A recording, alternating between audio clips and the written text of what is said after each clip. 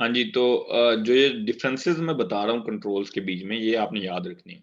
अगर पेपर में आप लोगों को यही सवाल आ जाए कि कौन सा बेस्ट कंट्रोल है वो यूज करें, तो आप लोगों को ये डिसीजन लेना है, ठीक है। तो ये फॉर्म व्यू हो गया। फॉर्म व्यू का अगर मैनुअल हमने पीछे से बैकएंड कोड से लगाना है, तो वो भी देख लेते हैं थोड़ा सा।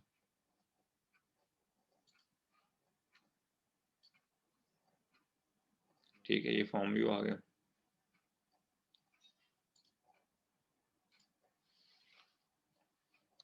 यहाँ पे मैं कर देता हूँ अलाउ पेजिनेशन, पेजिंग ट्रू कर देता हूँ।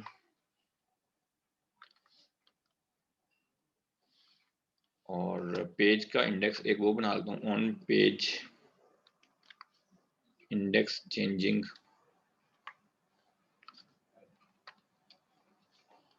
फॉर्म व्यू का ID underscore page index changing, ठीक है। फिर उसके बाद एक इसमें आइटम टेम्पलेट बना लेते हैं। यहाँ मैं लिखता हूँ आईडी लेबल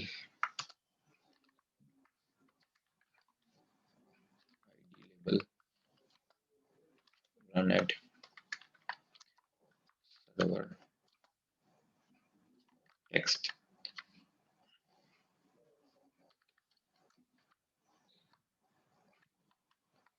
अच्छा, यहाँ पे ईवेल हमने देखा है, ईवेल के बजाय यहाँ पे एक चीज और भी होती है, बाइंड। ठीक है, बाइंड और ईवेल आपका काम तो एक जैसा करेंगे कि रेंडर कर देंगे बेसिकली जो भी इस नाम की होगी डाटा सोर्स में। लेकिन बाइंड जो है वो ज्यादातर तब यूज होता है जब आप लोगों ने इंसर्ट या अपडेट या डिलीट इस तरह के ऑपरेशन भी परफॉर्म करने हो डेटाबेस में, डायरेक्टली डेटाबेस में चाहते हो कि ये ऑपरेशन परफॉर्म हो, तो तब आप बाइंड करते हैं ताकि वो उससे जुड़ा रहे। वरना ईवेल भी प्रिंट करने के लिए यूज हो सकता है, सिर्फ ईवेल भी यूज कर सकते हैं।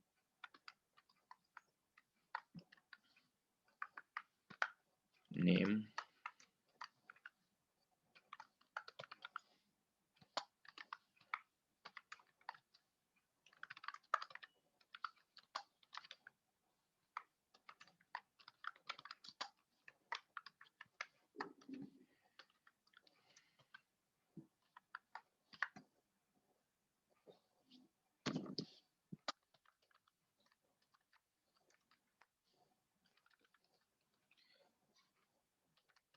चलें, बस ये दो ही कर देते हैं।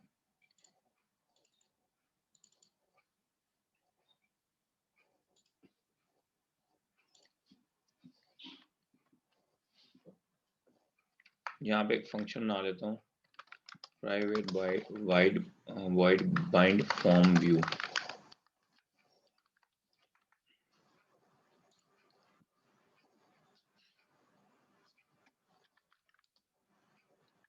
string is equal to data source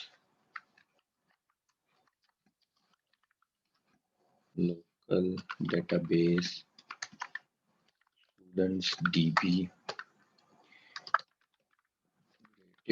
security to एक और तरीका कार है कनेक्शन को ओपन करने का, कनेक्शन वगैरह बनाने का।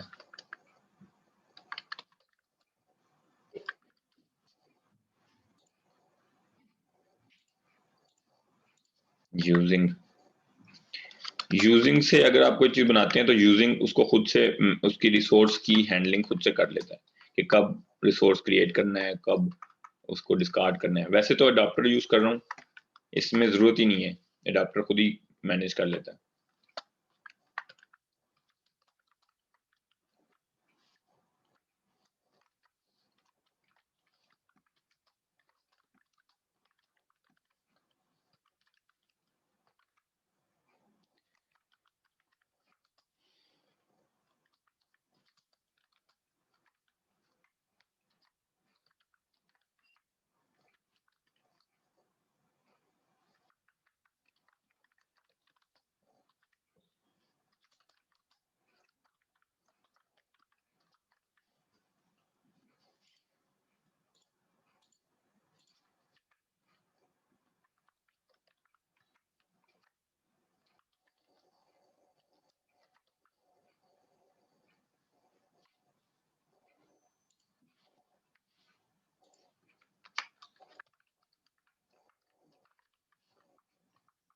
सेकंड,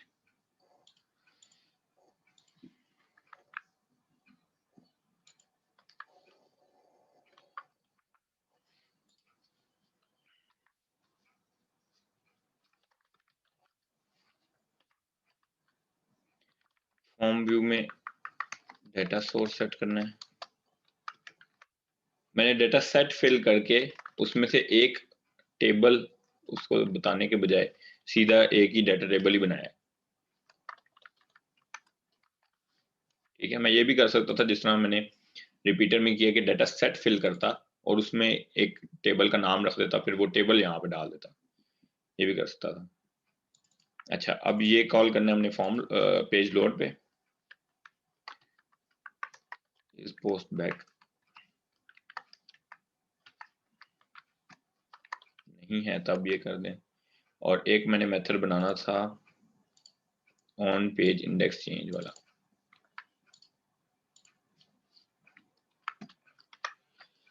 यहाँ पे बनाता हूँ protected objects under view page event arguments e view one dot page index. ये पेजिनेशन वर्क करे इसलिए बना रहे हैं, new page index and this dot bind, bind वाला कॉल कर दिया।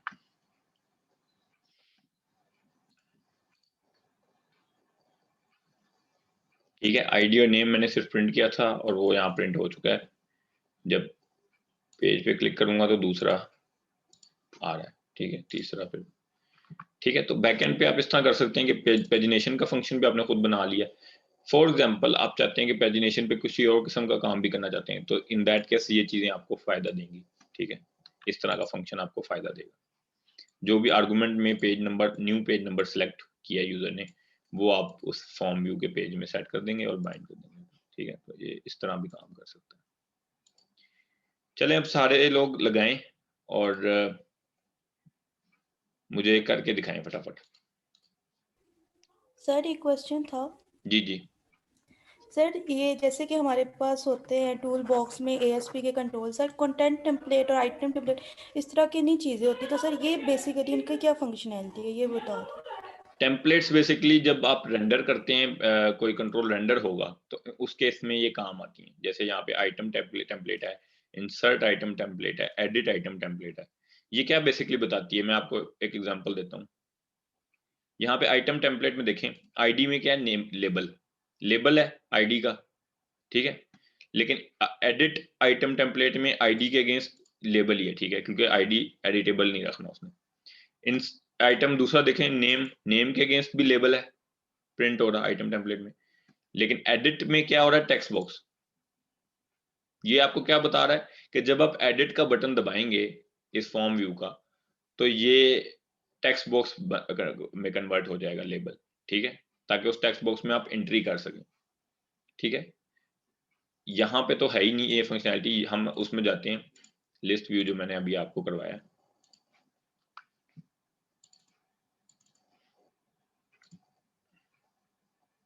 यहाँ पे भी यही चक्कर है, एडिट आइटम टेम्पलेट है, तो यहाँ पे टेक्स्ट बॉक्सेस में कन्वर्ट हो गया, ठीक है। जब सादा आइटम टेम्पलेट थी तो लेबल्स थे। इसको रन करके देखते हैं, दिखाता हूँ मैं आपको। ये बेसिकली ये बता रहे हैं कि पहले ये इस तरह लेबल ही प्रिंट होगा, ये नेम जिस तरह लेबल प्रिंट होगा, जब एडिट करेंगे तो एडिट टेम्पलेट आएगी और टेक्स्ट बॉक्सेस में कन्वर्ट हो जाएगा,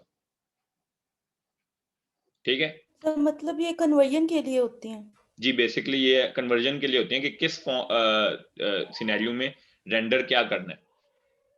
नॉर्मल आइटम टेम्पलेट में नेम के अगेंस्ट लेबल रेंडर करना है, लेकिन जब एडिट करेंगे तो एडिट में नेम के अगेंस्ट टेक्स्ट बॉक्स रेंडर करना है, ठीक है। ये सर देखिए रिपीटर में तो हम कुछ नहीं कर रहे होते, तो आपने उसमें भी लगाया था? क्या आइटम टेम्पलेट लगाई थी सर रिपीटर में मैंने, यस सर। एडिट वाली टेम्पलेट उसमें थी ही नहीं। मैं दिखाता हूँ आपको, ठीक है। मैं दिखाता हूँ।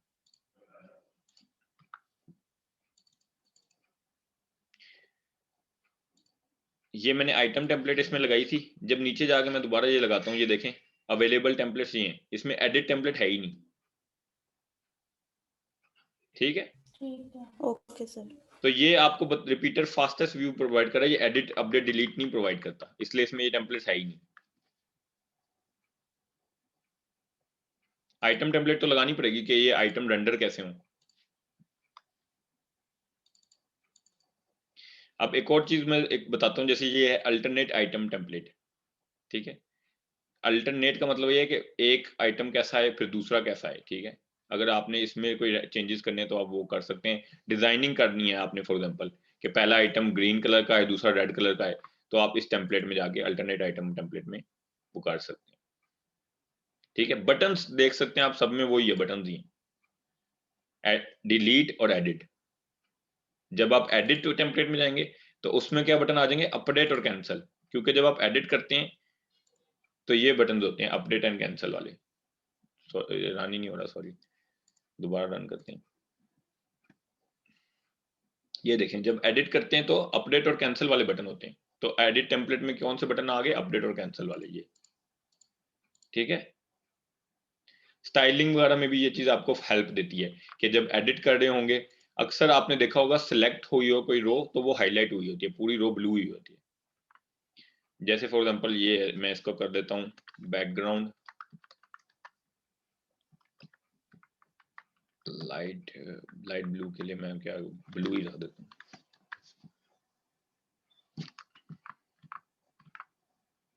अब रन करते हैं, ये देख सकते हैं अब ये लग रहा है ना कि रो सिलेक्टेड है। इस तरह की स्टाइलिंग में भी आप ये काम कर सकते हैं, ताकि पता लगे कि ये रो सिलेक्टेड है, ये एडिट हो रही है इस वक्त, ठीक है। तो ये मैंने यहाँ पे एडिट टेम्पलेट में बैकग्राउंड रो का ब्लू कर दिया था,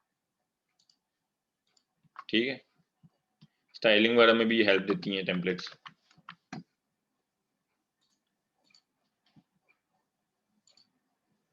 ठीक है। Okay sir. और एम्प्टी डाटा टेम्पलेट में भी आपको समझ आ रही होगी नाम से ही कि अगर डेटाबेस में कोई डाटा है ही नहीं टेबल में, तो ये प्रिंट करना है कि नो डाटा वाज रिटर्न, ये प्रिंट कर देगा सिंपली।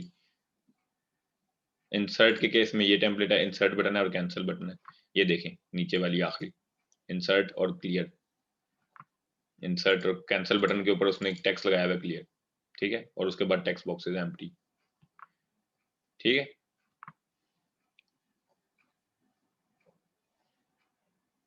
लेआउट टेम्पलेट में हेडिंग्स होती हैं कि हेडिंग्स कौन सी हैं, देखें टीएच में है हेडिंग, टेबल हेडर, जो होता है TH वाला टैग, उसमें इस हेडिंग्स पे कोई स्टाइलिंग करनी हो तो यहाँ पे आप कर सकते हैं लेआउट टेम्पलेट में। ठीक है, फिर पेजर है, पेजर में बटन लगाए हुए हैं, ये नेक्स्ट प्रीवियस पेजर फील्ड लगाई हुई है। सिलेक्टेड आइटम टेम्पलेट, ठीक है, किसी पे क्लिक करें वो सिलेक्ट हो जाए तो उसकी यहाँ पे ये टेम्पलेट इसकी स्टाइलिंग वगैरह करने के लिए। ठीक है, क्लियर हो गया? यस सर, क्लियर हो गया। चलें फिर ये लिस्ट व्यू लगा के दिखाएं अब फटाफट सारे लोग, अभी काफी टाइम है, आराम से लगा के दिखाएं मुझे फटाफट।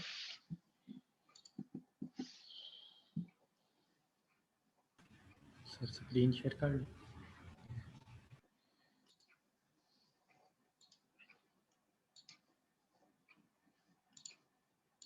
चलें जी करें।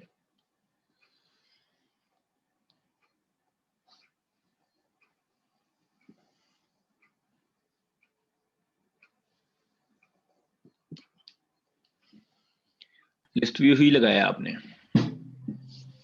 ये लिस्ट व्यू भी लगा लिया और वो दूसरा भी है, फॉर्म व्यू, दोनों।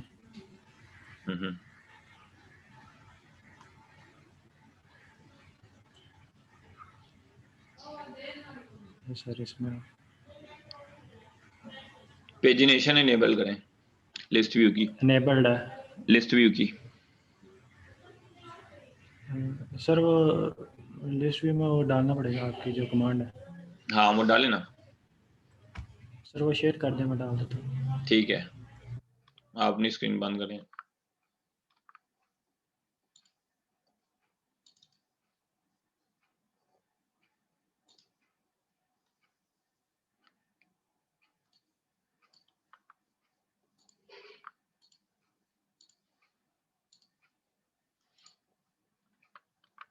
ये है डाटा पेजर के अंदर ये लगाने ऑन प्री रेंडर और उस फंक्शन का नाम है और ये वो फंक्शन है।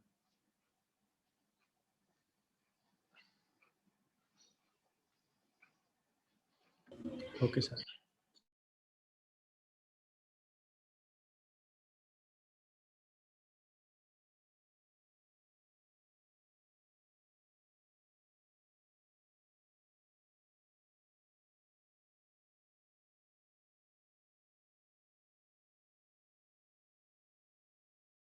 क्या नाम है भाई आपका? मुनीब?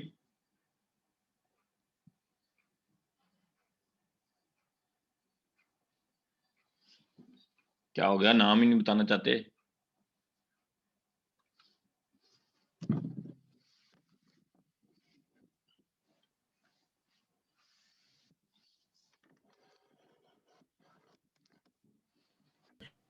जी सर। ये जिसने अभी स्क्रीन शेयर की थी, मैं इनका नाम पूछ रहा हूँ। गुलशेर सर गुलशेर, ठीक स्क्रीन मैंने नहीं शेयर की। ठीक है, तो फिर आप भी करें, जल्दी से शेयर ओके करें। सर, ठीक है सर।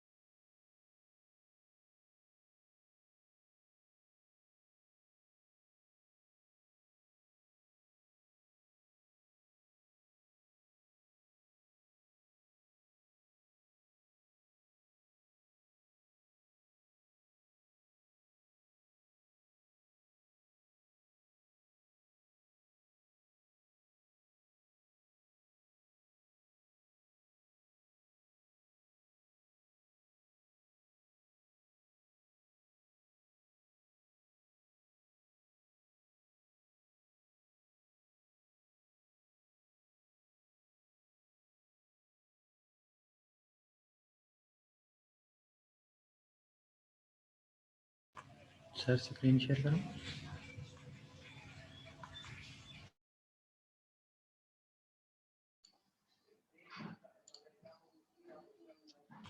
ये सर इसमें चलें, गुड।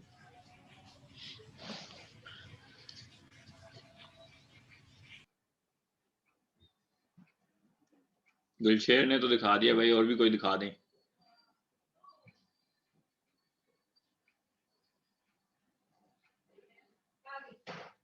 गुलशेर वरना ए ग्रेड ले जाएगा, बाकी सारे रह जाएंगे।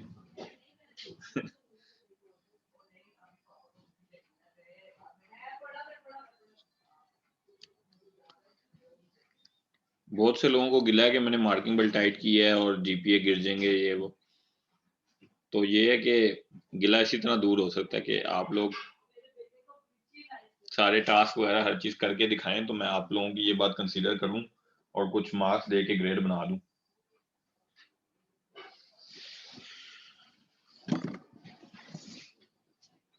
चीटिंग ना करें बस, और बाकी चीजें करते रहें। जो कर रहे हैं उन्हें तो कंसीडर करें। क्यों, कितने मार्क्स थे तुम्हारे? कम भी थे। अच्छा, नहीं ये बात मुझे पता है कि आप हर क्लास में आते हो और टास्क भी करके दिखाते हो, आपकी ये बात मुझे पता है, मेरे नोटिस में है। लेकिन ये है कि मार्क्स आपके कम इस वजह से आए होंगे कि आपकी कॉपी डिटेक्ट हो गई होगी। सर लास्ट क्वेश्चन कॉपी था, बाकी तो खुद ही। तो बस लास्ट में ही कटे होंगे फिर। मैंने दिल खोल के 0 या 2 दिए जिन्होंने कॉपी किया हुआ है। अब ये इतने भी ज्यादा सही है। 20 में से अगर किसी के 2 मार्क्स आ जाएं तो फिर सोच लो उसके मार्क्स टोटल किधर गए। सारे यस सर, मार्क्स ही खत्म हो जाते हैं।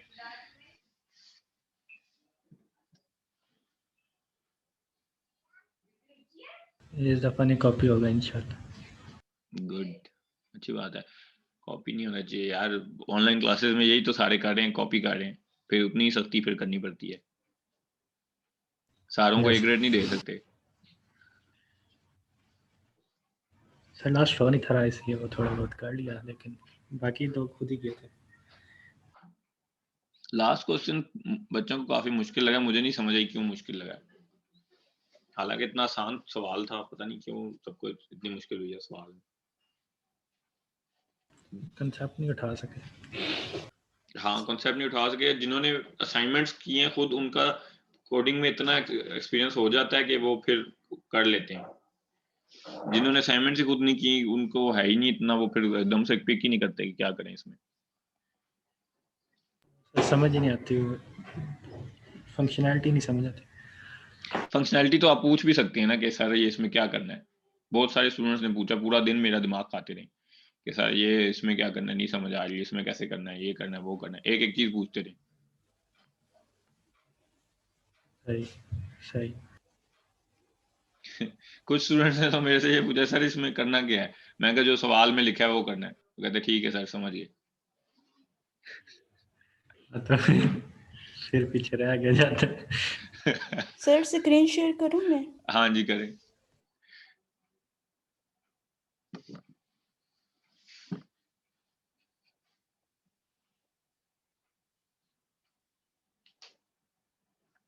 सर ये वो फॉर्म व्यू का थोड़ा सा किया।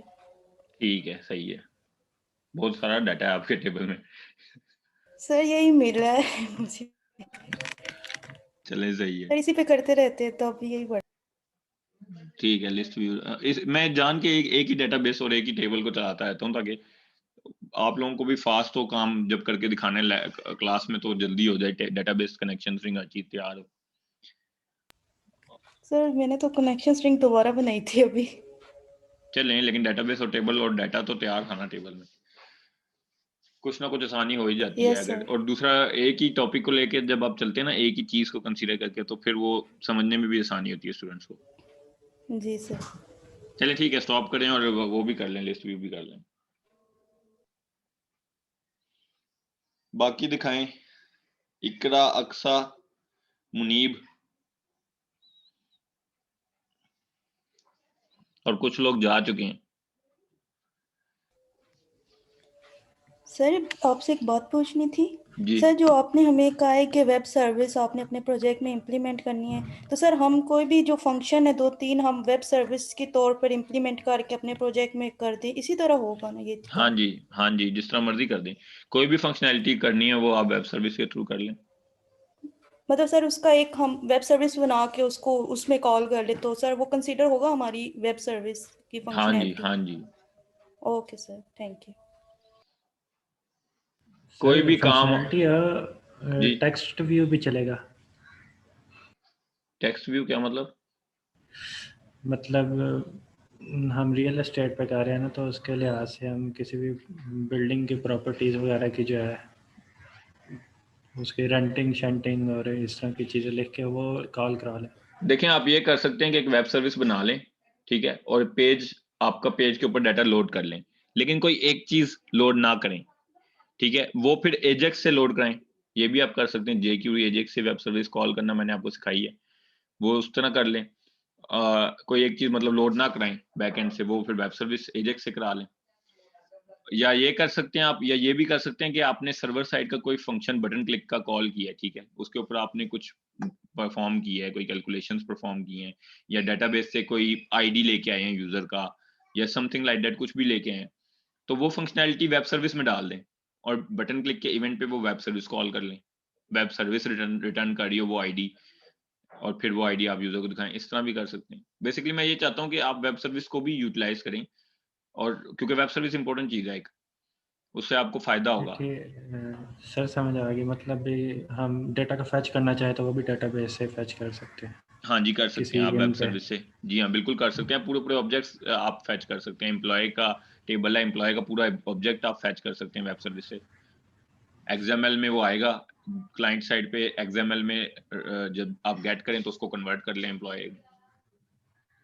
लेकिन वो एजेक्स में होना चाहिए लाजमी। नहीं, एजेक्स लाज़मी नहीं है, वेब सर्विस आप डायरेक्टली भी कॉल कर सकते हैं बटन क्लिक के इवेंट पे, जैसे मैंने अभी लास्ट क्लास में कराया है, जी सर, वो तो परफॉर्म किया था। As a web reference add करके। ये आप कर सकते हैं, इस तरह भी प्रोजेक्ट में कर सकते हैं। एजेक्स से भी कर सकते हैं और उस तरह भी कर सकते हैं, जैसे मैंने आपको अभी लास्ट क्लास में। वेब सर्विस में ये लिस्ट व्यू ये यूज़ हो सकते हैं? नहीं, फॉर्म व्यू ये लिस्ट। लिस्ट व्यू वगैरह तो फ्रंट एंड कंट्रोल्स है ना, फ्रंट एंड पे आप जो मर्जी लगाएं। सही। वेब सर्विस आपका मेथड कॉल है बेसिकली, तो आपने नॉर्मल बटन क्लिक के इवेंट पे जो भी काम परफॉर्म करें आप वो वेब सर्विस से परफॉर्म करवाएं। ठीक सर। सर मीन के डेटाबेस कनेक्शन वगैरह उसमें हम रख सकते हैं वेब सर्विस में? रख सकते हैं आप, बिल्कुल रख सकते हैं। पूरे मैं बता रहा हूँ, वेब सर्विस से आप ये भी कर सकते हैं कि यूजर्स की लिस्ट लेके आनी है, वो पूरी लिस्ट के लिए आप वेब सर्विस कॉल करें, वेब सर्विस कनेक्शन परफॉर्म करे, यूजर डेटाबेस से लाए और पूरी लिस्ट यूजर्स की रिटर्न करे। ये भी कर सकते हैं आप। एक्सएमएल में पूरी लिस्ट आ जाएगी, फिर उसको क्लाइंट साइड पे आपने रिट्रीव करके कन्वर्ट करना है दोबारा यूजर्स की लिस्ट में, और फिर वो दिखानी है। ओके सर, ठीक। पूरी हिरार्की बन जाएगी, ठीक है? पेज लोड के ऊपर आप ये कर सकते हैं, वेब सर्विस कॉल कर लें, वेब सर्विस पूरी यूजर्स की लिस्ट आपको रिटर्न कर दे डेटाबेस से, फिर वो आप यूजर्स की लिस्ट को एक्सएमएल में आएगी, उसको दोबारा लिस्ट में कन्वर्ट करें और फ्रंट एंड पे दिखा दें, लिस्ट व्यू में, ग्रिड व्यू में, किसी में भी। आप ये भी कर सकते हैं, इस तरह भी कर सकते हैं। मैंने सर क्योंकि वो एक आपको क्वेश्चन अभी भी है। जी, मैंने आपको क्योंकि वेब सर्विस से प्रिमिटिव टाइप रिटर्न करवाई है, इंट और स्ट्रिंग, तो इसलिए शायद आपको ये लग रहा है कि ऑब्जेक्ट्स रिटर्न नहीं हो सकते, लेकिन ऑब्जेक्ट भी हो सकते हैं, ठीक है? थोड़ा-सा गूगल कर लें अगर नहीं यस समझ आती, सर, वरना फिर मैं बता दूँगा। जी, बताएँ क्वेश्चन? सही है सर, करेंगे फिर। सर वो जो मैंने आपसे पूछा था असाइनमेंट में, सर जो 2 फील्ड्स है वो हमने एजेक्स के अंदर रखनी है, मतलब जो टेम्पलेट होगा अपडेट पैनल वाला, हाँ जी, और उसके बटन बाहर रखना है ना? हाँ जी, यही करना है, बटन बाय सही है रखना है सर। और सर ट्रिगर से असाइनमेंट कॉल बहुत करना छोटी नहीं दी आपने? है। जब लंबी देता हूँ तो स्टूडेंट्स कहते हैं सर खत्म ही नहीं हो रही, अब छोटी सी है तो कह रहे हैं सर वो छोटी दी है। सर फिर वो मैं नहीं सर, मैं समझी 2 मिनट में मेरा हो गया, तो मैं को ये क्या शायद यही है फंक्शनैलिटी, फिर मैं कन्फ पूछ लूँ आपसे। ठीक है, हो गया तो अच्छी बात है। बस ये देख लें कि सब स्ट्रिंग्स करनी है, पूरी स्ट्रिंग पैलिंड्रोम है कि नहीं, ये नहीं चेक करना। उस पूरी स्ट्रिंग में जितने भी यस सर छोटे-छोटे वो हो पैलिंड्रोम है, गया। हाँ जी, बस ये चेक सर कर लें। वो छोटी सी असाइनमेंट है, अगर हो जाती है तो ठीक है, अच्छी बात है। कभी-कभी छोटी असाइनमेंट भी देनी चाहिए ना बच्चे, वरना परेशान हो जाते हैं कि यार ये बहुत लंबी असाइनमेंट देता है। सर आपने काफ़ी असाइनमेंट दी और बहुत प्रैक्टिस हुई है हमारी इससे। तो ये अच्छी बात नहीं है, आपकी हर टॉपिक के ऊपर प्रैक्टिस हो रही है। सर पेपर में भी आसानी होती है फिर कोड में। जी हाँ, ऑनलाइन पेपर तो होते भी यही हैं, प्रैक्टिकल टाइप होते हैं कि सारे बस कोड ही करने हैं आपने, वो कोड आपको करने में आसानी हो जाती है, खुद कर सकते हैं। और मेरी यही कोशिश होती है कि जो भी टॉपिक मैंने पढ़ा है, हर टॉपिक के साथ पैरेलल असाइनमेंट चल रही हो, ताकि हर टॉपिक की प्रैक्टिस हो। सर इस दफ़ा तो फिजिकल के चांस है, तो उसमें भी कोड ही होगा? उसमें भी कोड होगा, एक दो हो सकता है कोई सवाल थ्योरेटिकल आ जाए या शॉर्ट आंसर आ जाए या कोई एमसीक्यू आ जाए, एक आधा ही, लेकिन ज्यादा क्योंकि कोडिंग का ही सब्जेक्ट है तो ज्यादा कोड ही होंगे। Okay sir. इसमें ज्यादा कोड ही होते हैं हमेशा। पहले हम लोग उसी तरह होते थे, ऑन साइट ही पेपर होते थे, उसमें तो कोड ही होते थे सारे। तो ये एका दुका दे दें तो दे दें, वरना कोड ही होते हैं। मेरे पास तो इतना टाइम ही नहीं होता मैं पेपर बनाऊं। इस बार भी मुझे कह रहे थे कि बना के भेजो, मैंने नहीं भेजा, मैंने कहा आप ही बनाए। सही। लेकिन मेरी ये जरूर कोशिश होती है कि टॉपिक्स सारे मैंने पढ़ाए हुए हों, कोर्स आउटलाइन में बच्चों को मुश्किल ना हो। और अगर मुश्किल होती है तो आप लोगों को मैंने यही कहा है कि कोई भी टॉपिक ऐसा आ जाता है जो आपको नहीं समझ आ रही है, आपको लग रहा है कि ये हमने नहीं पढ़ा, तो आप कुछ ना कुछ उसमें लिख के जरूर आए। अगर आप कुछ ना कुछ लिख देंगे तो मैं मार्क्स दे दूंगा, ये सोच करके ये टॉपिक मैंने नहीं पढ़ाया तो मैं इनको मार्क्स दूं। ठीक है, मुझे क्योंकि पता है कि मैंने कौन सी चीज पढ़ाई है कौन सी नहीं, तो मैं मार्क्स दे दूंगा, लेकिन लिखा होना चाहिए। एम्प्टी चीज पे मार्क्स नहीं दे सकता, वो इलीगल हो जाता है। यस सर, वो तो इलीगल है। एक मजे की बल्कि बात मैं आपको बताता हूँ, एक एक्सएमएल जो है, एक्सएमएल मैंने आपको इस दफा तो पूरी राइट करना भी सिखाई है, रीड करना भी सिखाई है। पिछली बार जब मैंने पढ़ाया तो एक्सएमएल मैंने सिर्फ सीरियलाइजेशन और डीसीरियलाइजेशन पढ़ाई थी, ऑब्जेक्ट्स की सीरियलाइजेशन और डीसीरियलाइजेशन। मैंने एक्सएमएल को राइट करना, नोट्स की फॉर्म में राइट करना नहीं सिखाया था। प्रैक्टिकल पेपर में यही आ गया 20 नंबर का सवाल, तो वो मैं सारे स्टूडेंट्स कह रहे सर इतना मुश्किल, सारों की हवाइयां उड़ी हुई पेपर में। मैंने स्टूडेंट्स को कहा भी कुछ ना कुछ लिख दें, स्टूडेंट्स ने हमें गन डाला सारों ने अपनी मर्जी से, तो कुछ ना कुछ लिखा है, लेकिन फिर मैंने सबको दे दिए थे 18 19 मार्क्स। मतलब किसी का भी ठीक नहीं था वो सवाल, जरा सा भी ठीक नहीं था, लेकिन मैंने सबको मार्क्स दिए थे क्योंकि मैंने वो पढ़ाया नहीं था, तो वो मुफ्त के मार्क्स थे सबके लिए। वजह होगी।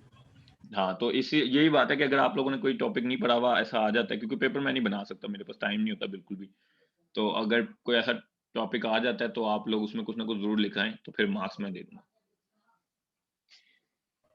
Okay sir. चलें ठीक है, फिर आप लोग जाना चाहें तो जा सकते हैं। ओके सर, अल्लाह हाफिज़। अल्लाह हाफिज।